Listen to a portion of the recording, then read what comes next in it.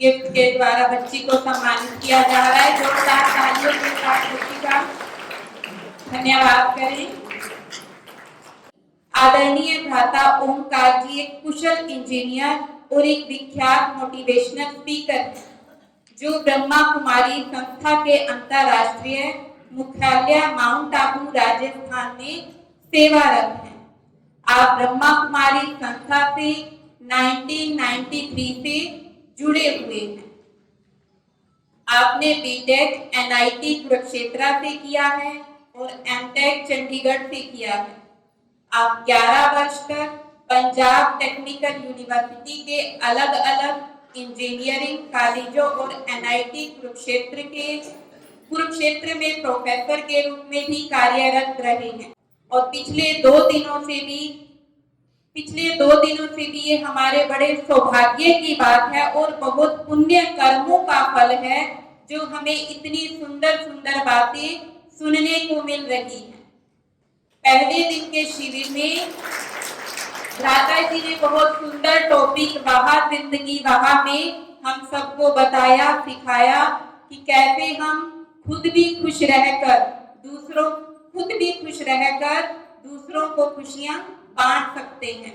और दूसरे दिन के शिविर में बताया कि कैसे हम अपने रिश्तों को मधुर बना सकते हैं, कैसे हम अपने रिश्तों को स्नेह, सम्मान और एक गुड एनर्जी के द्वारा उनको मधुर बना सकते हैं। और आज का जो हमारा टॉपिक है अलविदा तनाव, उसके बारे में आज हम आदरणीय भ्राता जी से सुनेंगे। आदरणीय भ्राता जी। Om Shanti. Good evening.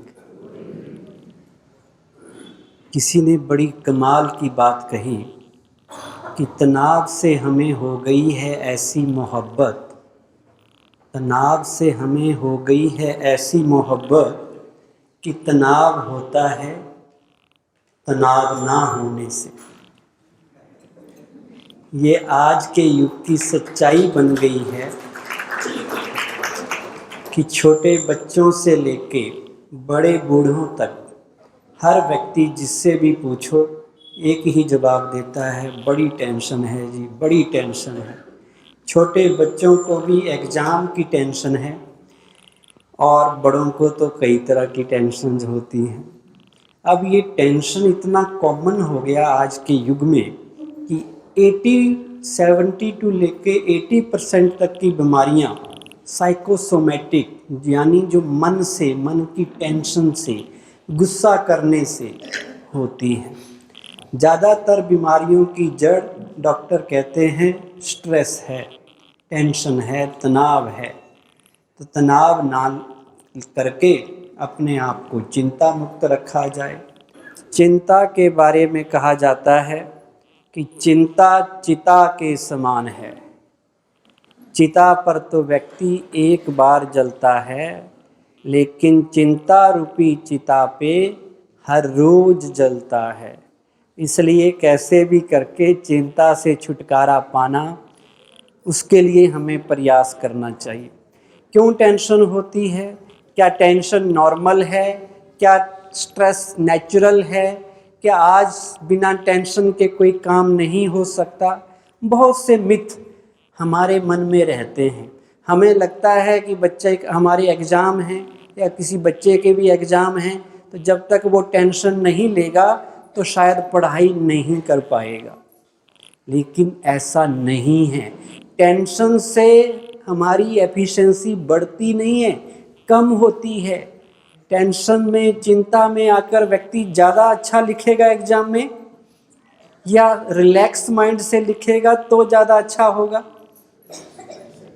Relax mind से ना। अच्छा, कोई भी काम करो, आप ज़्यादा टेंशन में आके करोगे, काम बिगड़ जाएगा।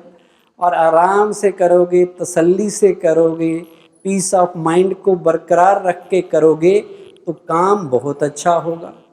होगा या नहीं होगा? तो टेंशन कोई ग्लोरिफिकेशन नहीं है कि आप बहुत बड़ी टेंशन लेते हैं तो बहुत बड़ा काम कर रहे हैं। आप बड़े से बड़ा काम भी रिलैक्स्ड स्टेट ऑफ माइंड में कर सकते हैं। और टेंशन नेचुरल भी नहीं है, टेंशन नॉर्मल भी नहीं है। नॉर्मल वो होता है जो चीज़ आसान होती है। चलना नॉर्मल है, नेचुरल है। दौड़ना अननेचुरल है। तो जिसमें आराम नहीं है, जिसमें आपको दर्द महसूस हो रहा है, वो नॉर्मल कैसे हो सकती है? और अगर आपने बीमारी को नॉर्मल समझ लिया तो इलाज कैसे करेंगे? अगर आप मान लेते हैं कि टेंशन तो होती ही है, तो फिर टेंशन से दूर कैसे होंगे? टेंशन से दूर तभी होंगे जब आप इसको बीमारी मानेंगे। और ये इमोशनल इलनेस है, ये मेंटल बीमारी है, ये मानना पड़ेगा, तभी टेंशन से छुटकारा मिलेगा। अब टेंशन की बातें बहुत लोग करते हैं, स्ट्रेस मैनेजमेंट की बातें करते हैं, लेकिन आज मैं आपको कुछ सिंपल सी चीज़ें बताऊंगा जिन्हें आप लाइफ में अपना लें तो टेंशन आपके जीवन में कभी भी आ नहीं सकती। अगर आ ही जाए गलती से तो बड़ी जल्दी भाग जाएगी, ज़्यादा देर टिक नहीं पाएगी। क्योंकि लाइफ में जो व्यक्ति कुछ रूल्स से चलते हैं, कुछ सिद्धांतों से चलते हैं, जिन्हें लाइफ की रियलिटी का पता होता है, वो टेंशन का शिकार नहीं होते। ज़्यादातर लोगों की टेंशन का कारण उनकी इच्छाएं हैं, लालसाएं हैं, तृष्णाएं हैं, कामनाएं हैं, डिजायर्स हैं। और जब वो नहीं पूरी होती तो आदमी को टेंशन होती है। जिसकी इच्छाएं कम हैं, जिसकी ज़रूरतें कम हैं, उसको टेंशन होगी। वो कहेगा थोड़े में भी गुजारा कर लेंगे। एक बड़ा अच्छा गीत है, भारत का रहने वाला हूँ, भारत की बात बताता हूँ। उसके अंदर आता है कि ज़्यादा की नहीं ज़रूरत हमें। ध्यान से सुनना वो लाइन कभी। ज़्यादा की नहीं ज़रूरत हमें, थोड़े में गुजारा होता है। कुछ और ना आता हो हमको, प्यार निभाना आता है। तो देखिए, हम थोड़े में भी गुजारा कर लेते हैं। ज़्यादा चीज़ें इकट्ठे करने के चक्कर में, ज़्यादा महल माड़ियाँ बनाने के चक्कर में, अब महल बना लिया पर पीस ऑफ माइंड ही नहीं है, तो कोई बेनिफिट है? उससे तो एक कमरे में रह रहे थे, आराम की ज़िंदगी जी रहे थे, वो ज़्यादा बेटर था या नहीं? या बड़ा सा महल बना लिया, बड़ी सी मर्सिडीज ले ली, अंदर अब ख्याल आ रहा है फलाने ने मेरे को बहुत तंग करके रखा, छोड़ूंगा नहीं उसको, उसने मेरे को परेशान कर रखा है, तो फिर क्या फ़ायदा? कोई फ़ायदा है? और हम आज बहुत ज़्यादा अपनी लाइफ के बारे में सोचते रहते हैं, बहुत कुछ सोचते रहते हैं, सोच सोच के भी टेंशन हो जाती है। ओवर थिंकिंग भी टेंशन का कारण है।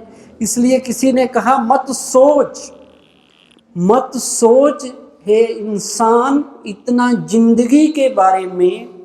जिसने जिंदगी दी है उसने भी तो कुछ सोचा होगा तेरे बारे में।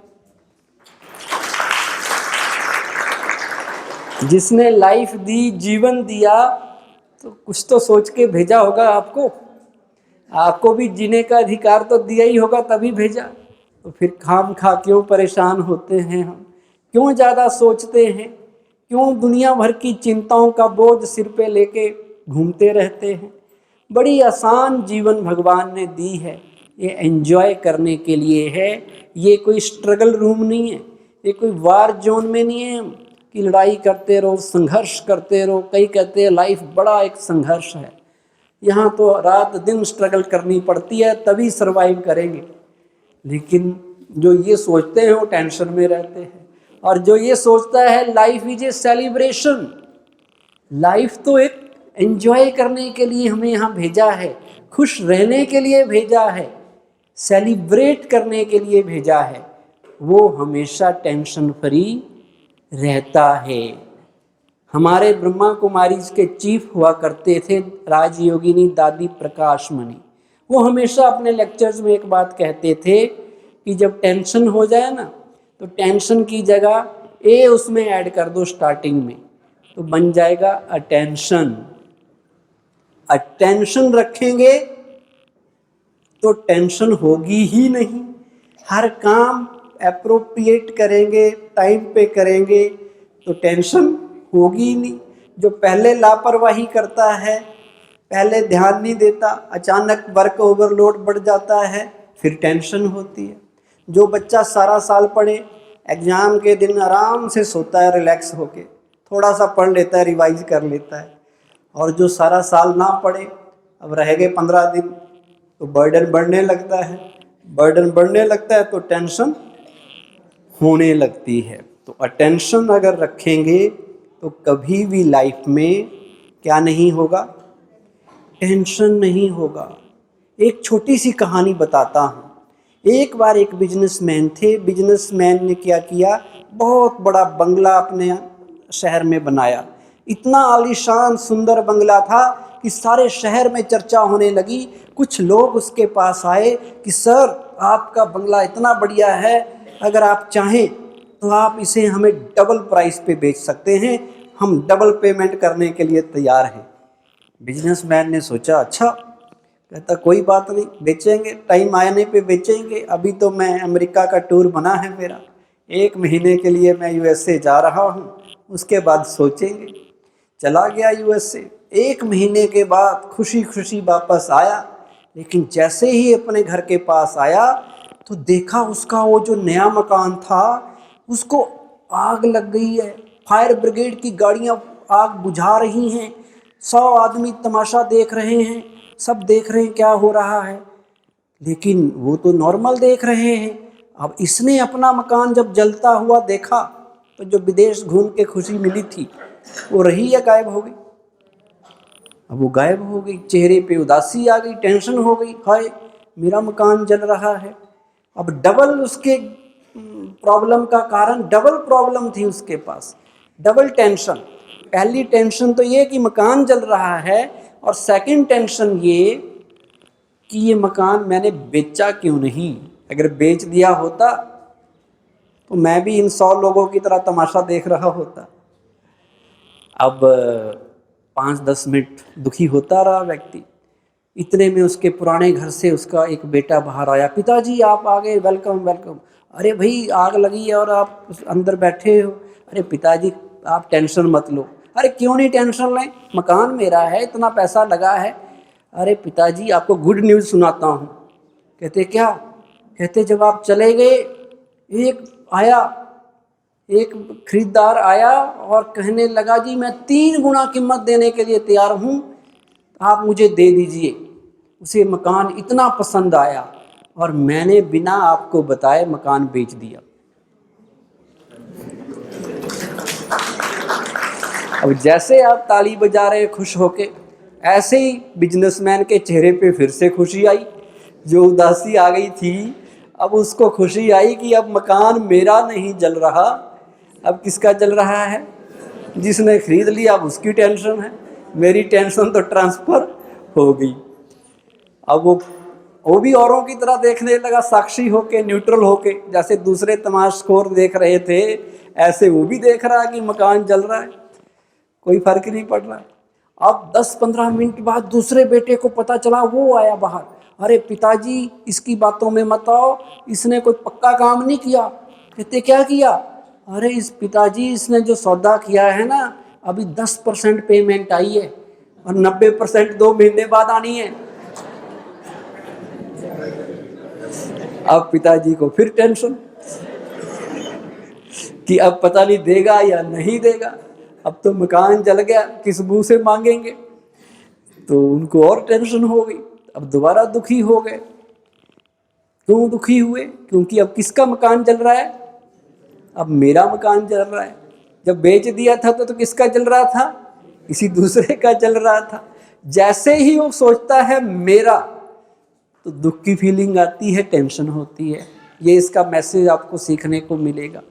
अब वो दुखी हो रहा था, 10-15 मिनट बाद तीसरा बेटा सबसे छोटे वाला बाहर आया, कहता है पिताजी आपके लिए मैं अभी एक अच्छी बात बताता हूँ। अभी अभी मैंने उस व्यक्ति से टेलीफोन पे बात की और उसको सारी चीज़ बताई। वो कहता है जी मैं वचन का पक्का हूँ, मैंने आपको वायदा किया है, वायदे के मुताबिक ये घर मेरा हो गया है। अब ये जले या रहे ये मेरा है, आपके पैसे आपको मिल जाएंगे, डोंट वरी। अब क्या हुआ? अब क्या हुआ होगा? चेहरे पर फिर खुशी आ गई, फिर वो दूसरों की तरह देखने लग गया जैसे पहले देख रहे थे लोग। तो ये क्यों होता है? कभी हमारे पास टेंशन आ जाती है, कभी टेंशन गायब हो जाती है। इसके पीछे कारण है आसक्ति, अटैचमेंट, मैंपन। ये मेरी चीज है। जैसे ही आप किसी चीज से अटैच होंगे, वो चीज आपको टेंशन, दुख देगी ही देगी। और जैसे ही आप उससे डिटैच हुए, साक्षी हुए, तो आप न्यूट्रल होके उसको देखेंगे। भागवत गीता में इसका बड़ा अच्छा स्पष्टीकरण है। आसक्ति, आसक्तियों से परे होना है, अटैचमेंट से परे होना है। जो भी काम करें डिटैच्ड ऑब्जर्वर बनकर करें, साक्षी दृष्टा रख के करें, अपने को इंस्ट्रूमेंट समझ के करें, अपने आप को करनहार समझें, लेकिन करावनहार को याद रखें कि करा कौन रहा है? परमात्मा। वो परमात्मा जिम्मेवार है, वो करावनहार है, मैं केवल निमित्त हूँ। जैसे एक बैंक में कैशियर करोड़ों रुपए काउंट करता है, प्रॉफिट हो जाए तो भी खुश नहीं होता, लॉस हो जाए तो भी खुश नहीं होता, क्योंकि प्रॉफिट और लॉस किसका? बैंक का। वो तो केवल गिनने का काम है उसका।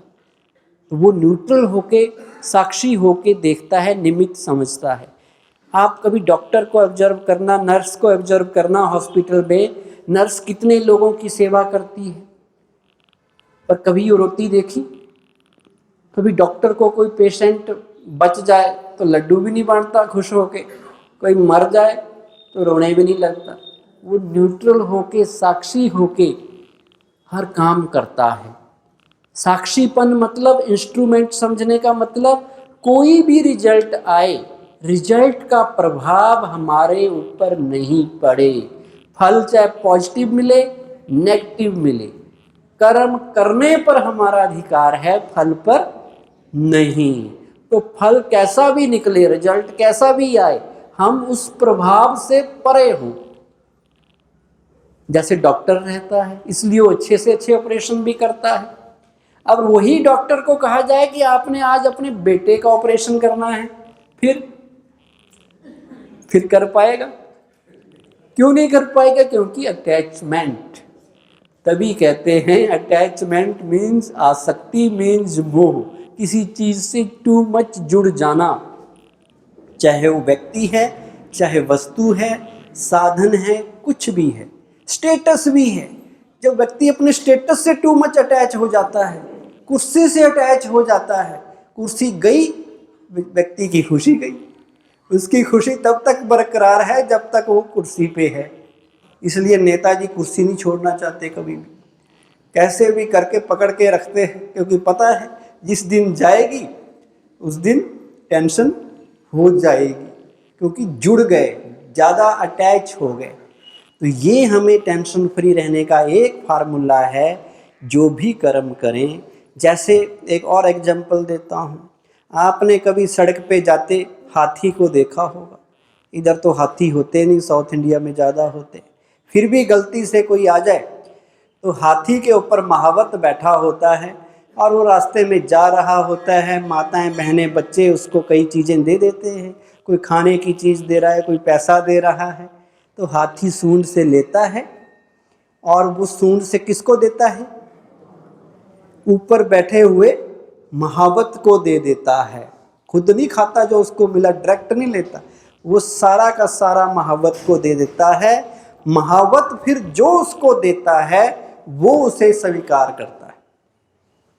तो हम भी यही सबक ले कि जो काम मिले हैं, जिम्मेवारियां मिली हैं, सबको निभाना है, लेकिन उनकी रिस्पॉन्सिबिलिटी को किसको दे देना है? कर्म करने के बाद परमात्मा को, अपने कर्म को भी अर्पित कर देना है। अब जिम्मेवारी परमपिता परमात्मा की है, मेरी नहीं है। रिजल्ट कैसा भी आए, मेरे ऊपर उसका इफेक्ट नहीं पड़ना चाहिए। ऐसी स्टेज हम अपनी बना लें तो टेंशन फ्री रहना बहुत आसान है, कोई मुश्किल चीज़ नहीं है।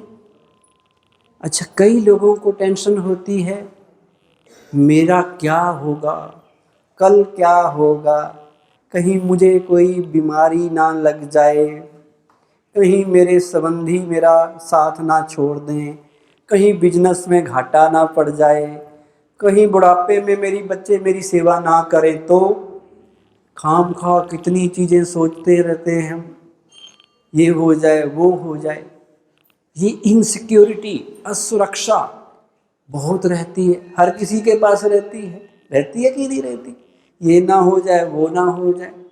और आज 21st century as of uncertainty है, कुछ भी हो जाता है अचानक, इसलिए हमें डर भी रहता है।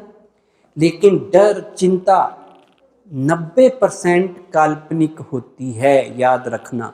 Fear, FEAR, false evidences appearing real, है कुछ भी नहीं, लेकिन हमें लग रहा है ये हो सकता है, ये ना हो जाए, कहीं मैं बीमार ना पड़ जाऊं। लोग पैसा बचा के रखते हैं किस लिए? भी कहीं बीमार ना पड़ जाऊं। इसका मतलब हम किसका आह्वान कर रहे हैं, किसको बुला रहे हैं? बीमारी को बुला रहे हैं कि ये पैसा बीमारी के लिए है, तो जो रखा है बीमारी के लिए है वो बीमारी में ही तो यूज होगा या नहीं होगा। और एक सोचता है कि मुझे कुछ नहीं होता, मैं बिल्कुल सही रहूँगा सारी उम्र, बिल्कुल हेल्दी, हर चीज़ का ध्यान रखूँगा, तो वो हेल्दी भी रहता है। डर, चिंता, कोई व्यक्ति अंधेरे में किसी कमरे में गया, अंधेरे में उसने रस्सी लटक रही थी, अब उसको लगा कि ये तो सांप है, डर गया। क्यों? क्योंकि वो कल्पना है, असलियत का पता नहीं है। जब लाइट जलाई तो पता चला तो रस्सी थी। ऐसे ही ज़्यादातर डर, ज़्यादातर चिंताएं वास्तविक नहीं होते, कुछ भी उनमें से होने वाला नहीं होता, पर फिर भी हम सोच के परेशान होते रहते हैं कि क्या होगा। इसलिए हम कहते हैं, जब आपको लगे कि मेरा क्या होगा, मेरे बच्चों का क्या होगा, मेरे संबंधियों का क्या होगा, मेरी जॉब रहे या ना रहेगी या नहीं रहेगी, उस वक्त ये एक संकल्प पॉजिटिव मन में ले आइए कि जो भी होगा अच्छा ही होगा। मेरे साथ अच्छा ही होना है। स्वयं भगवान मेरे साथ हैं। सर्वशक्तिवान परमात्मा की छत्र छाया में मैं रहता हूँ, अच्छे कर्म करता हूँ, सबके लिए अच्छा चिंतन करता हूँ, सबका भला करता हूँ। मेरा बुरा क्यों होगा? जब मैं अच्छे काम कर रहा हूँ, सब कुछ अच्छा है। या तो मैं गलत करूँ, किसी को मैं तंग करूँ, तो कल को वो मुझे तंग करेगा। अगर मैं किसी को टेंशन दूँ तो वो भी मुझे टेंशन देगा। कई लोग बड़ी सफाई से कह देते हैं, टेंशन लेने का नहीं, देने का है। पर असली में टेंशन देंगे तो टेंशन रिफ्लेक्ट होके आपके पास आएगी। ये दुनिया में जो हम देते हैं वो वापस आता है। तो इसलिए क्या करना है? क्या करना है? टेंशन भी नहीं देनी है किसी को परेशानी नहीं देनी है। जो देंगे वापस आएगा। और सदा याद रखना, ऑल इज वेल, जो होगा अच्छा ही होगा। जो अच्छा दिखाई नहीं दे रहा वो हमारा चश्मे में कसूर है। चश्मा बदलिए, पॉजिटिव थिंकिंग का चश्मा पहनिए। हर चीज अच्छी होते हुए दिखेगी, हर चीज में भला दिखेगा और चिंताएं तो छू मंतर हो जाएंगी। अभी एक बहुत बढ़िया गीत बजेगा जो आपको मैसेज देगा, सोचना क्या जो होगा देखा जाएगा, कल के लिए आज को न खोना। ये गीत मैसेज आपको देगा, तो खड़े हो जाइए। सोचना क्या जो भी होगा देखा जाएगा, सोचना क्या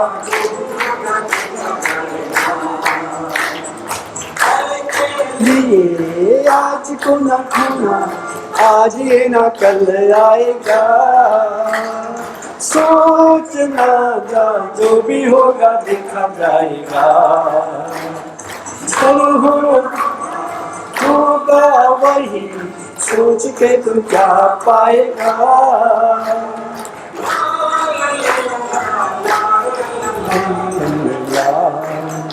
जब स्वयं परम पिता परमात्मा हमारे साथ है, उसके हाथ में हमारे हाथ है, उनका वरदानी हाथ हमारे सिर पर है, फिर हम चिंता क्यों करें? करनी चाहिए चिंता। कहते हैं चाह गई चिंता मरी, चाह गई चिंता मरी, मनवा बेपरवाह, जाको कुछ ना चाहिए वही शहंशाह। अगर आप अपनी लाइफ के रियल किंग बनना चाहते हैं तो एक तो चाहत खत्म करो, चाह जिसे कहते हैं, और दूसरा चिंता समाप्त करो। दोनों ही चीज़ें हैं, और चिंता भी ज़्यादा उसी को होती है जिसने फालतू की इच्छाएं पाल रखी हैं। जो सोचता है मैं ये भी कर लूँ, वो भी कर लूँ, ये भी पालूँ, ये भी इतना इकट्ठा कर लूँ, इतना बना लूँ, इतनी प्रॉपर्टी बना लूँ, इतना स्टेटस बना लूँ, लगा हुआ है बस उसी उधेड़-बुन में 24 घंटे। और जैसे ही कहीं वो उधेड़-बुन में कोई रुकावट आती है तो फिर टेंशन हो जाती है। तो इच्छाएं हमें अच्छा बनने नहीं देती। इच्छाएं बहुत सी हैं, बहुत सी इच्छाएं लेके हम चलते रहते हैं। ये मिल जाए, वो मिल जाए, गाड़ी मिल जाए, घोड़ा मिल जाए, बड़ी सी गाड़ी मिल जाए, बड़ा मकान मिल जाए। हजारों ख्वाहिशें ऐसी कि हर ख्वाहिश में दम निकले, बहुत निकले मेरे अरमान फिर भी कम निकले। एक इच्छा पूरी होती है, दूसरी आ जाती है, दूसरी पूरी होती है, तीसरी आ जाती है। There is no end. चलते जाओ, कोई इच्छाएं पूरी करते जाओ, कितने भी ऊपर चले जाओगे फिर भी टाटा बिरला बनने वाले, कितने भी ऊपर पहुंच जाओ फिर भी अगर बन भी गए तो कितने दिन रहोगे वो गारंटी नहीं है। आज टॉप पे हो, अगले दिन डाउन आ जाओगे। अब उससे अपने स्टेटस से अटैचमेंट हो गई, मैं टॉप पे ही रहूं। आज जो फर्स्ट पोजीशन पे है उसको चिंता है कि मेरी फर्स्ट पोजीशन कोई छीन ना ले, और जो सेकंड पोजीशन पे है उसे चिंता है कि ये फर्स्ट पे क्यों है, वहां तो मुझे होना चाहिए।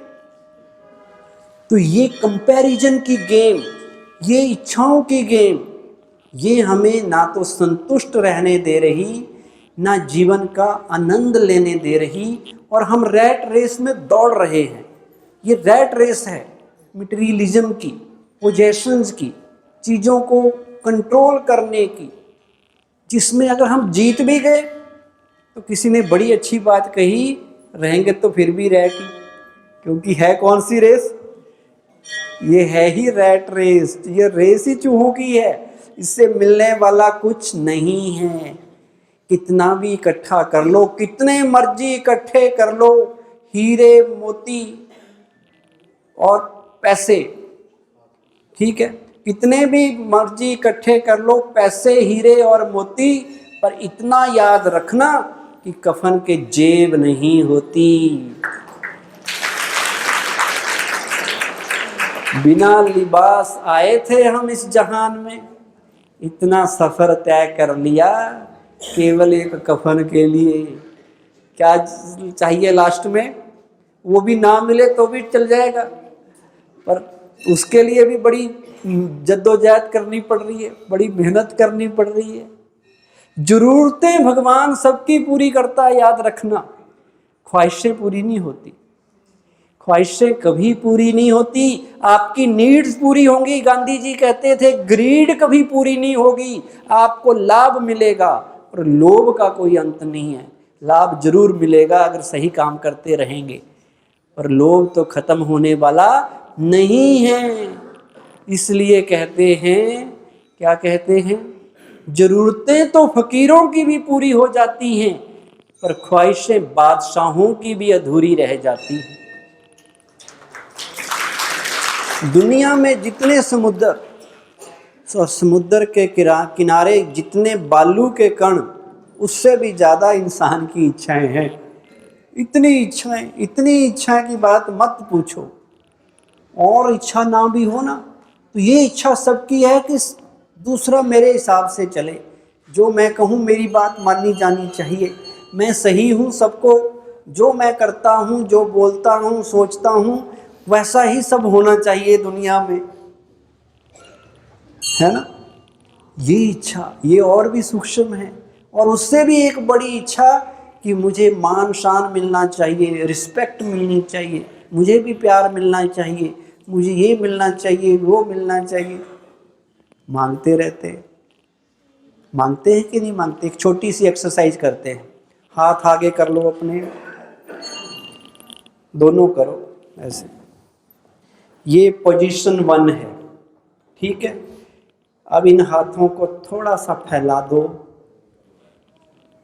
पोजीशन 2। अब इन्हें और फैला दो, इतना फैला दो जितना फैला सकते हो। पर याद रखना, सिकंदर के भी हाथ खाली गए थे, उसके भी कब्र से हाथ खाली रखे गए थे बाहर। अब ये पोजीशन 3 है। अब जैसे ही मैं 4 बोलूं, आपने ऊपर जाके क्लैपिंग करनी है। 4 1 1 2 3 4 1 2 3 1 2 3। कहीं अभी भी क्लैपिंग कर ही रहे। अब इसका मीनिंग समझ लीजिए। पोजीशन 1, जब हम यंग थे, कॉलेज यूनिवर्सिटी में पढ़ते थे, तो मन में इच्छा होती थी एक बार डिग्री हो जाए, बस एक बार डिग्री हाथ लग जाए, कहीं ना कहीं नौकरी लग जाए, और वो भी सरकारी लग जाए, 1 लाख महीना सैलरी वाली लग जाए, बस भगवान बहुत है, काम चल जाएगा। भगवान ने आपकी इच्छा पूरी कर दी, पर आप संतुष्ट नहीं हुए, आपने हाथ फैला लिए, आप 2 नंबर पे आ गए। अब आप सोचने लगे कि मेरी शादी हो जाए, अच्छी सी बीवी मिल जाए, शहर में बढ़िया से इलाके में मेरा प्लॉट निकल आए, बड़ी सी गाड़ी भी मिल जाए, अच्छी मेडिकल कॉलेज में मेरे बच्चे का एडमिशन हो जाए, बस भगवान बहुत है, दैट इज़ सफिशेंट, मैंने उससे आगे कुछ नहीं चाहिए, मुझे ये काम हो जाए बस। भगवान ने वो काम भी पूरा कर दिया, फिर भी आप सेटिस्फाई नहीं हुए। अब आपने इच्छाएं और बढ़ा दी, सारी चीज़ें मिलने के बाद आपने हाथ और फैला लिए, पोजीशन 3 पे आ गए। अब आप सोचने लगे मेरा रुतबा हो जाए, मेरा शान शौकत बढ़ जाए, सारे शहर में मेरी पहचान हो जाए, लोग अखबारों में हर रोज़ मेरे फ़ोटो छापें, हर जगह मेरी ही चर्चा हो। ये सारी बातें सोचते सोचते, करते करते अचानक धर्मराज ने ताली बजा दी। धर्मराज ने डोरबेल बजा दी, ताली बजा दी कि बेटा तेरा टाइम पूरा, आजा मेरे पास। तो जब मन में ये तीसरे वाली इच्छाएं आने लग जाए ना, तो समझो चौथी बेल बजने वाली, चौथी ताली बजने वाली पक्की है। तो इसलिए इन बेलगाम इच्छाओं की लालसाओं से परे जाना है। इच्छाएं होती हैं, इच्छा तो होगी, कोई भी काम करेंगे, पर वो लालसा ना बन जाए, लालच ना बन जाए। कंट्रोल में जितना चाहिए ठीक है, मिल जाए तो भी ठीक, ना मिले उससे भी ठीक। मेरे पास पैसे हों तो भी ठीक, ना हो तो और भी ठीक, और टेंशन से फ्री हो जाएंगे। वो कहानी मैंने परसों पता नहीं आपको सुनाई थी कि नहीं सुनाई थी। एक गुरुजी ने गाय लाए थे, सुनाई थी? नहीं सुनाई ना। एक गुरुजी के आश्रम में गाय आ गई। शिष्य आया, गुरुजी एक व्यक्ति गांव से आया है, कहता मैं आश्रम के लिए गाय देना चाहता हूँ। गुरुजी ने कहा ले आओ, अच्छी बात है, गाय रहेगी आश्रम में, ताज़ा दूध पिया करेंगे सारे लोग। बड़े सबने ताज़ा दूध पिया 1 महीना, बड़े खुश थे सभी। अचानक 1 महीने के बाद फिर शिष्य आया। शिष्य कहने लगा गुरुजी बड़ी बुरी खबर है। कहते क्या हो गया? कहता वो गांव वाला आदमी आ गया फिर। कहते क्या कह रहा है? कहता जी गाय मैंने वापस ले जानी है। तो गुरुजी कहते तू काहे को टेंशन लेता है, अब तुझे गोबर नहीं उठाना पड़ेगा, खुश रह। अब गोबर उठाने के झंझट से फ्री। तो लाइफ में दोनों चीजें होती हैं। आपका पर्सपेक्टिव अगर पॉजिटिव है तो आप टेंशन वाली बात में भी खुशी ढूंढ लेंगे, और अगर आपकी सोच नेगेटिव है तो कितनी भी अच्छी चीज हो जाए आप अच्छी चीज में भी दुख ही ढूंढेंगे, दुख ही ढूंढेंगे। अब आप आए हैं खुशियां आपके द्वार शिविर में, अब यहाँ लेनी चाहिए आपको खुशियाँ, सीखनी चाहिए खुशी के टिप्स। पर कोई व्यक्ति सोचता रहे पीछे बैठ के, बीच में बैठ के मेरे को पीछे बैठा दिया, देखो बड़े आदमी आ रहे हैं उनको सोफे पे बैठा रहे हैं, देखो बेइंसाफी, हर जगह बेइंसाफी होती है, यहाँ भी बड़ी वीआईपी कल्चर है।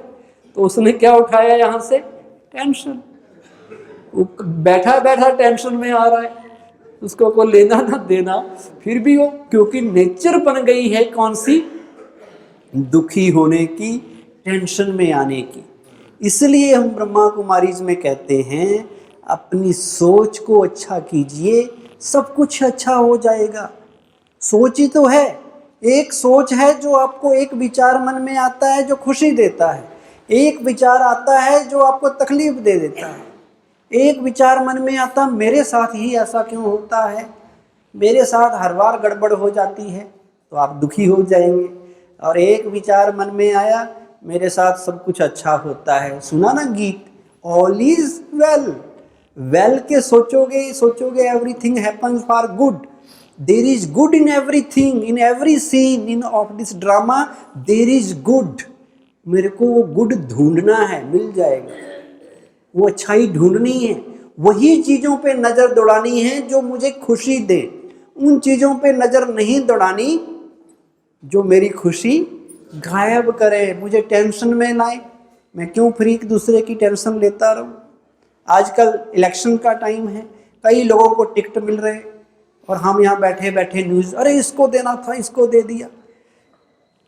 वे हमें तो ना लिया ना दिया, जिसको भी दिया देने वाले ने दिया, लेने वाले ने लिया, पर हम वहाँ भी टेंशन ढूंढ लेते हैं कि देखो ये करप्ट आदमी था ना, इसको भी दे दिया इन्होंने। बुरा हाल है जी, आजकल न्यूज़ पढ़ पढ़ के दुखी होते रहेंगे। फिर पढ़ो ही ना न्यूज़, पता है कि आजकल है ही दुनिया ऐसी। आज की कलयुग में आपको अच्छे लोग कहाँ मिलेंगे? आप ढूंढ रहे हो, तरीका है कि खुद ही अच्छे बन जाओ। दूसरे में अच्छा दूसरे को अच्छे बनाने से बढ़िया है खुद को ही अच्छा बना लीजिए। जो तलाश अच्छे आदमी की हम दूसरों में कर रहे हैं, वो हम खुद अच्छा बन जाएंगे तो दूसरों की तलाश अपने आप पूरी हो जाएंगी। एक बड़ा अच्छा कबीर का दोहा है, याद रखना, जीवन में बड़ा काम आता है।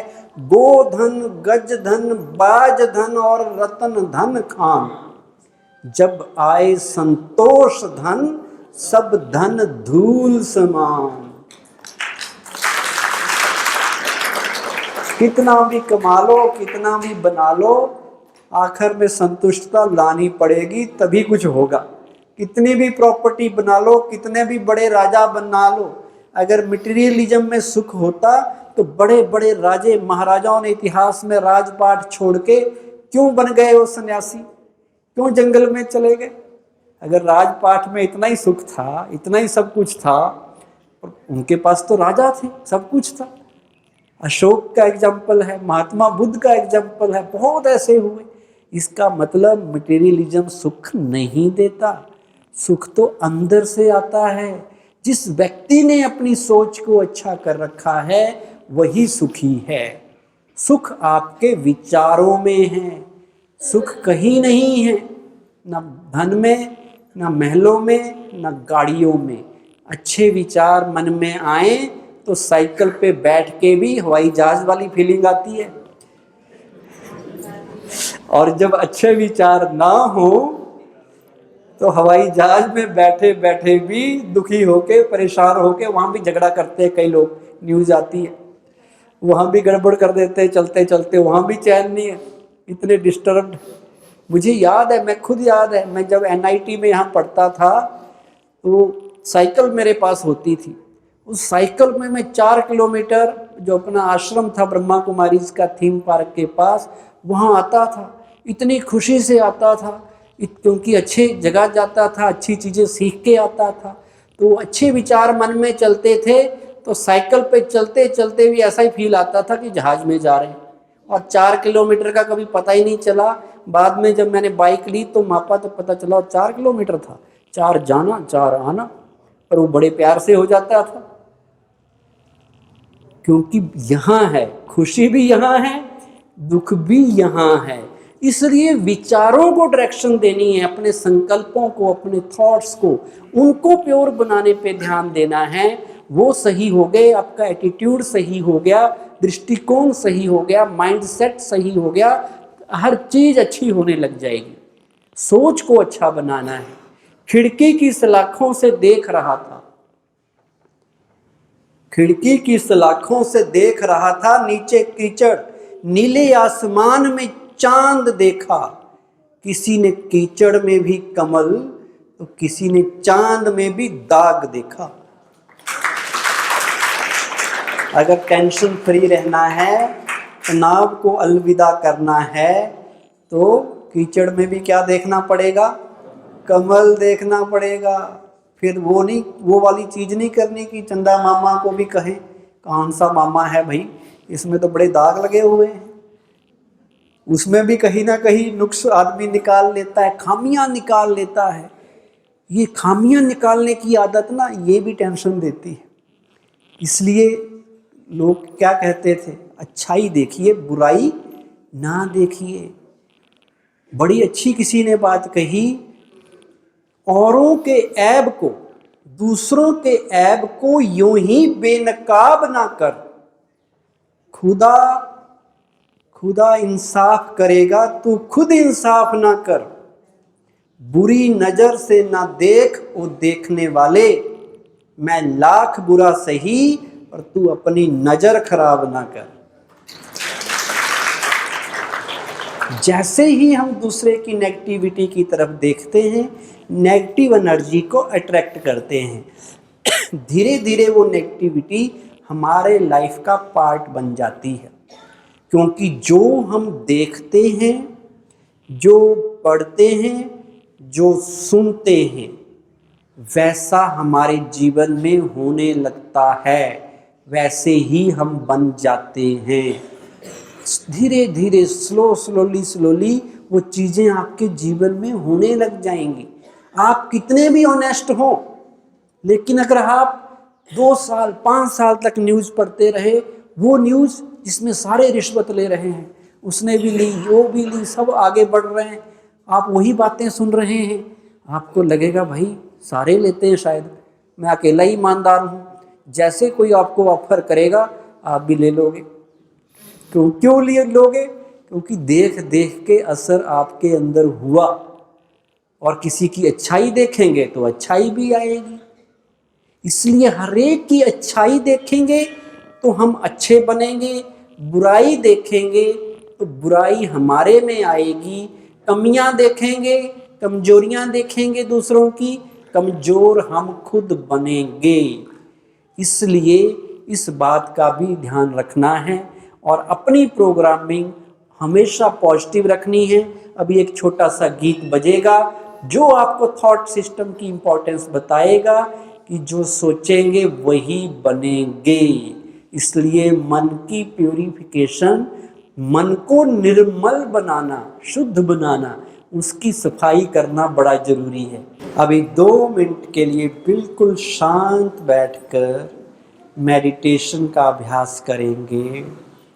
जैसे जैसे मैं बोलता जाऊं वैसे वैसे विचार आप अपने आप को देंगे।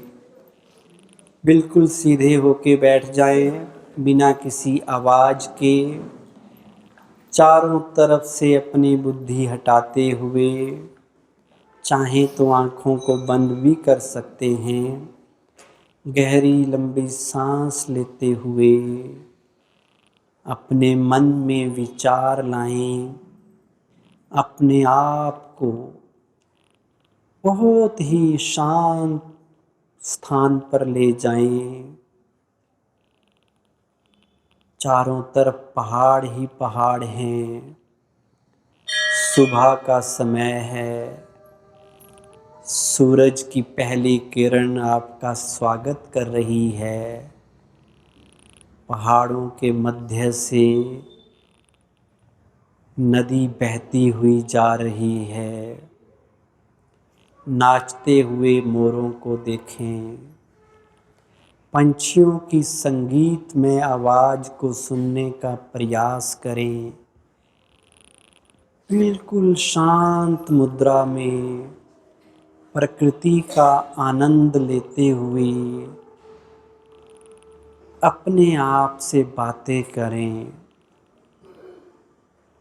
कि मेरे जीवन का उद्देश्य क्या है, मैं क्यों इस सृष्टि पर आया हूँ, मेरे जीवन से खुशियाँ कहीं दूर तो नहीं चली गई हैं। देखें अपने रिश्ते नातों को, क्या वहाँ मधुरता है, प्यार सम्मान है। अगर नहीं है तो चिंतन करें कि रिश्तों को अच्छा करने के लिए घर में प्यार और खुशी का वातावरण बनाने के लिए मुझे क्या करना चाहिए। अपने आप को विचार दें कि मुझे आज से कोई चिंता, कोई टेंशन नहीं लेनी है।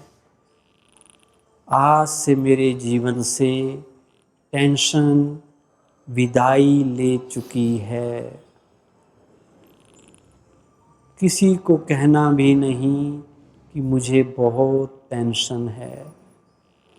आज टेंशन को बाय बाय और वह की लाइफ शुरू करनी है। हाय हाय नहीं, मुझे वह का जीवन बनाना है।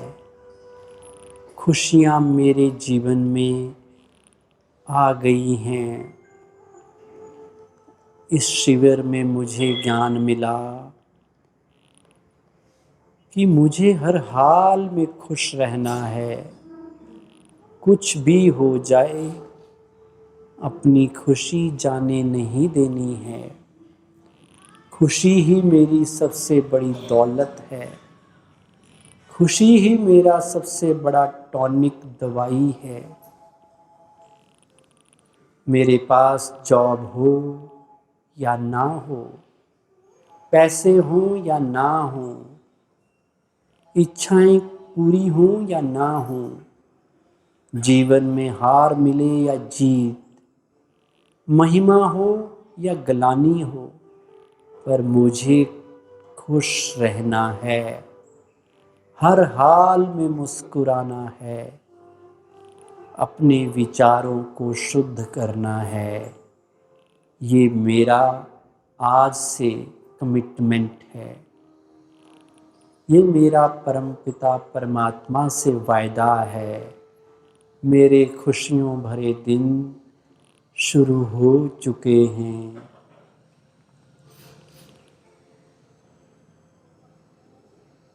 ओम शांति। आंखें खोल लीजिए।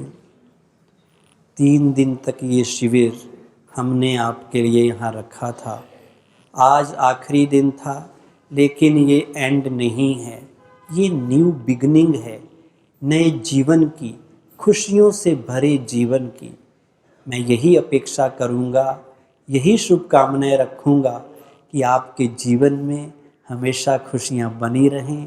टेंशन तो आए ही नहीं, लेकिन उसके लिए थोड़े प्रयास और आप भी करना। प्रयास ये हैं कि आपने जो बातें सुनी उनको जीवन में लाना है। और बातें भी कोई ज़्यादा नहीं सुनाई गई आपको, बहुत कम बताई गई हैं, लेकिन बातें और भी सीखनी बाकी हैं। जीवन को अच्छा बनाने के लिए ये 1 दिन की बात नहीं है, 1 घंटे की बात नहीं है, ये कंटिन्यूस प्रोसेस है। इसलिए हम इस शिविर को 3 दिन तो यहाँ हमने रखा ताकि आपको यहाँ इकट्ठे बुलाया जा सके, लेकिन ब्रह्मा कुमारीज के आसपास कई सेवा केंद्र हैं। तो बहन जी आपको एड्रेस बताएंगे कि कहाँ कहाँ पर हैं। सेक्टर 13 में है, ये कॉलोनी कौन सी है, डीडी कॉलोनी है, साथ में सेक्टर 8 है, थीम पार्क के सामने बड़े वाला बहुत बड़ा पुराना सेंटर है, पिपली में भी है, बहुत सी ब्रांचेज हैं। जहाँ भी आपके नज़दीक हो वहाँ जाकर राजयोग मेडिटेशन जो बेसिक है स्पिरिचुअलिटी का, एक हैप्पी लाइफ का, उस कोर्स को करना। 7 दिन आधा घंटा पौना घंटा वो आप कभी भी कर सकते हैं। लेकिन कल से हम आप हमारे सेंटर पे आएँ तो कितने बजे, 5:30 बजे, शाम को 5:30 बजे आपका स्वागत होगा और आपको आधा पौना घंटा या 1 घंटा जितना भी लगे वो आगे की यात्रा, आगे की जर्नी बताई जाएगी। क्योंकि एक बार सुन के तो भूल ही जाता है, बार बार रिमाइंडर लेने पड़ते, बार बार याद करना पड़ता है। और इतना ज्ञान है इन बहनों के पास कि बात मत पूछो। मैंने तो ABC भी नहीं बताई अभी आपको, क्योंकि ये यूनिवर्सिटी है, ब्रह्मा कुमारीज गॉडली यूनिवर्सिटी, ईश्वरीय विश्वविद्यालय। यहाँ पढ़ाई है, यहाँ ज्ञान लक्ष्य के रूप में दिया जाता है, केवल सत्संग के रूप में नहीं कि सुना और भूल गए। सत्यवचन महाराज गया कहा और अगले दिन क्या कहा था कुछ याद नहीं। यहाँ आके सीखना है और कंटिन्यू सीखना है और वो चीज़ें जीवन में उतारनी है। धीरे धीरे करके हो जाएंगी, आपका जीवन बहुत अच्छा बन जाएगा। बस इस यात्रा को छोड़ना मत, क्योंकि क्या होता है ना, half knowledge is very dangerous thing. अभी तो हाफ तो क्या, उससे भी कम हुई है। वो नॉलेज पूरी लेना, पूरा सीखना, अपने जीवन में आध्यात्मिकता को पूरा लाना। तो कल आपका वेलकम रहेगा, आपने आना है, छोड़ना नहीं है। बीच बीच में ब्रह्मा कुमारीज के ऐसे और भी प्रोग्राम होते रहते हैं। अपना हो सके तो टेलीफोन नंबर दे के जाना, ताकि अगली बार कभी कोई बड़ा प्रोग्राम भी हो तो आपको व्हाट्सएप किया जा सके, मैसेज भेजा जा सके और आप उसका भी लाभ ले सके। ब्रह्मा कुमारीज का हेडक्वार्टर माउंट आबू में है। उनकी महिमा तो आपने सुनी होगी। दुनिया भर के लोग 140 देशों से वहाँ आते हैं। 10,000 ब्रांचेज ब्रह्मा कुमारीज की हैं और हर साल वहाँ पर अनेकों प्रोग्राम चलते हैं, बड़े बड़े सम्मेलन होते हैं, राजयोग शिविर होते हैं, अनेक तरह के आध्यात्मिक प्रोफेशनल कार्यक्रम होते हैं, सामाजिक कार्य भी होते हैं, एजुकेशनल भी होते हैं। उन प्रोग्राम्स में भी आप जाकर माउंट आबू को भी देख सकते हैं। उस हेडक्वार्टर में 3-4 दिन रह के वहाँ जब आप अटेंड करेंगे, वहाँ का एनवायरनमेंट ही अलग होता है। जो लोग जाके आए हैं उन्होंने वहाँ की गहन शांति का, सुख का अनुभव किया है। तो मैं भी उसी स्थान से आपके बीच 3 दिन के लिए आया था, तो आप वहाँ जरूर आना। आप सबको वहाँ आने के लिए निमंत्रण है। बहनों के पास सेंटर पे जाना, ये सारा आपको शेड्यूल बताएंगे, कब कब कौन सा इवेंट है, कौन सा इवेंट आपके मतलब का है। डॉक्टर्स के लिए अलग प्रोग्राम होते हैं, इंजीनियर्स के अलग होते हैं, वकीलों के अलग, टीचर्स के अलग, महिलाओं के अलग, युवाओं के अलग, कई मिक्स भी होते हैं। तो जो भी आपसे रिलेटेड होगा आपको बहनें गाइड करेंगी और आपको कभी ना कभी माउंट आबू राजस्थान में लेके जाएंगी। वो भी परिवर्तन भूमि है, जो एक बार व्यक्ति वहाँ जाता है उसके जीवन में बहुत सकारात्मक परिवर्तन नेचुरल आ जाता है। तो वो भी आपने जाना और यहाँ जरूर आते रहना। आएंगे सभी? मैं पूछूंगा कितने लोग आए, कौन कौन आए। सबका मैंने फोटो ले रखा है यहाँ बैठे बैठे। हाँ जी, पूछ रहे हाथ खड़ा अच्छा, आने के लिए हाथ खड़ा कर रहे हैं। हाँ, आना है सबने। यहाँ की फीस ही ये है। कई लोग पूछते हैं आपकी फीस क्या है, हम उनको कहते हैं एक आना देना आपने। कहते जी आने तो चलते ही नहीं आजकल, ना पैसे भी नहीं चलते, आप आने की बात कर रहे हैं। हम उनको कहते हैं एक आना मतलब एक बार आना है सेवा केंद्र पर मेडिटेशन सीखने के लिए।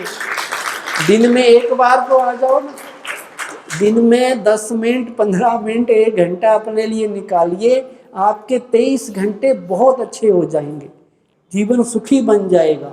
हम लोगों में कितना सुखी है, मेरे चेहरे पे कोई टेंशन देखी आपने, कोई और प्रॉब्लम देखी?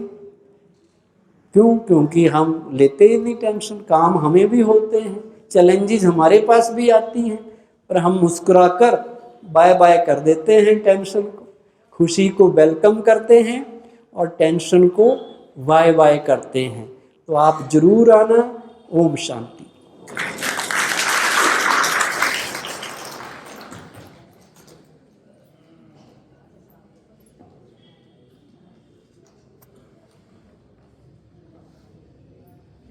बहुत बहुत धन्यवाद करती हूँ आदरणीय भ्राता जी का, जो हमें 3 दिन से लगातार पूरी एनर्जी के साथ कितनी सुंदर सुंदर, कितनी शक्तिशाली जीवन को बनाने वाली बातें सुनाते रही। और आज जो हमें सुनाया कि हमें क्या करना है, अपनी सोच को बहुत अच्छा बनाना, बहुत ऊंचा बनाना है। किसी के कैसे भी बोल हो, कैसा भी व्यवहार हो, कैसी भी परिस्थिति हो, हमें उसमें क्या रहना है, स्टेबल रहना है, प्रभाव मुक्त रहना है। और जो भी गलत फहमियां हैं, जो भी गलत माइंडसेट हैं, उनको हमें दूर करना है। सभी को दिल से क्षमा करना है, सभी से दिल से क्षमा मांगनी है। और हमेशा याद रखना है कि मेरे साथ जो भी होगा वो बहुत अच्छे से अच्छा होगा, क्योंकि स्वयं सर्वशक्तिमान परमपिता परमात्मा मेरे साथ है। उसका दुआओं भरा शक्तिशाली हाथ मेरे सर के ऊपर है, उसकी छत्र छाया मेरे ऊपर है, उसका हाथ मेरा हाथ उसके हाथ में, उसकी दुआएं मेरे साथ है। तो ऐसे ऐसे शुद्ध और शक्तिशाली अगर हम संकल्प रखेंगे तो किसी भी परिस्थिति में कहीं पर भी हम हार नहीं खाएंगे, कहीं पर भी हम हिम्मतहीन नहीं बनेंगे, कहीं पर भी हम दिल तख्त नशीब कहीं पर भी हम हारेंगे नहीं, कहीं पर भी हमारा मन कमजोर नहीं होगा, क्योंकि स्वयं सर्वशक्तिमान भगवान मेरे साथ है। तो मैं क्या हूँ? शक्तिशाली आत्मा हूँ। मैं बहुत बहुत धन्यवाद करती हूँ आदरणीय भ्राता जी का। और अभी मैं निवेदन करती हूँ हस्ती का, जिन्होंने इस पूरे कार्यक्रम का बहुत सुंदर आयोजन किया है, उस ऊर्जावान प्रस्तुति विनम्र आदरणीय शकुंतला दीदी जी का, जो Brahma Kumari sector 13 OTT colony सेवा केंद्र की संचालिका आदरणीय राजयोगिनी शकुंतला दीदी जी, जो जिनके विचार हमारे लिए बहुत कीमती है, अपनी दुआएं भरे शब्दों से सभा में हमें ब्लेसिंग्स दें। आदरणीय शकुंतला दीदी जी।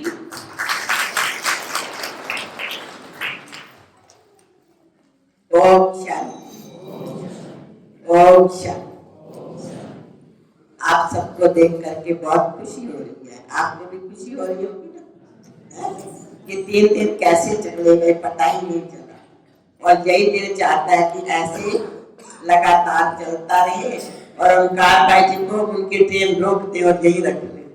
हो सकता है ऐसे, परंतु उनकी ट्रेन तो तैयार है। हम दोबारा इनसे रिक्वेस्ट करते हैं कि जल्दी जल्दी फिर इनको बुलाएंगे और बहुत बड़ा स्थान लेकर के फिर इनसे लाभ लेंगे।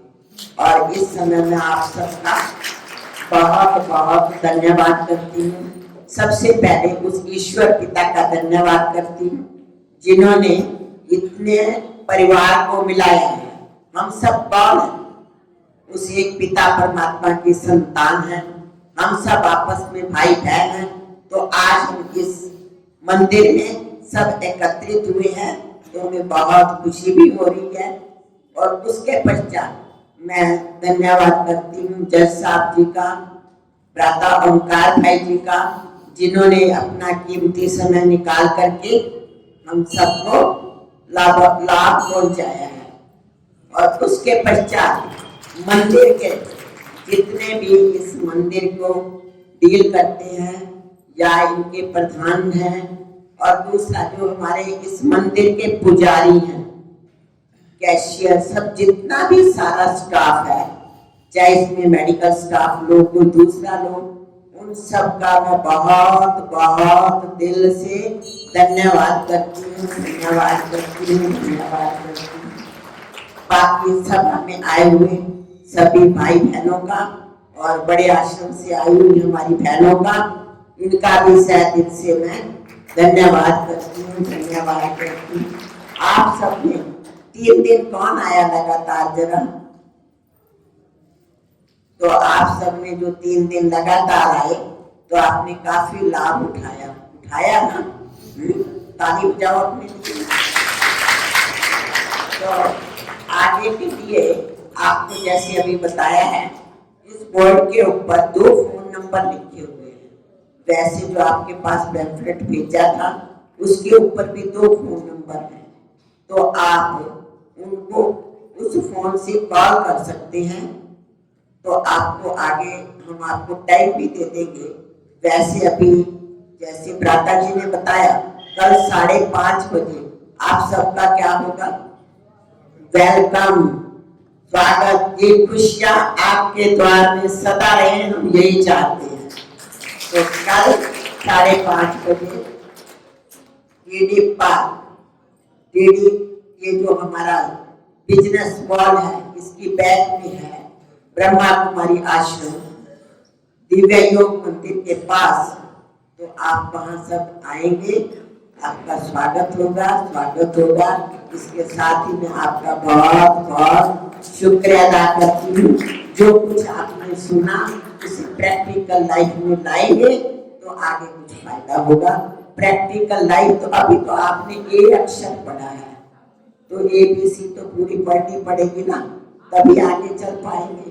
तो इसलिए मेडिटेशन क्या होता है, कैसे हम परमात्मा से अपना मन लगा करके उससे शक्तियां ले सकते हैं, कैसे हम अपने संबंधों से सुधार कर सकते हैं, कैसे हम तनाव से मुक्त हो सकते हैं, उसका एक ही साधन है। वो कौन सा? मेडिटेशन। जब तक हमने मेडिटेशन नहीं किया, उस परम पिता परमात्मा से शक्तियां नहीं ली, तब तक हम अपने जीवन में तनाव मुक्त नहीं हो सकते, संबंधों में सुधार नहीं कर सकते। हम खुद बदलेंगे तो हमारा परिवार बदलेगा, परिवार बदलेगा तो हमारा जग बदलेगा। इसलिए आप सबको फिर मैं बार बार धन्यवाद करती हूँ। धन्यवाद। ओम शांति।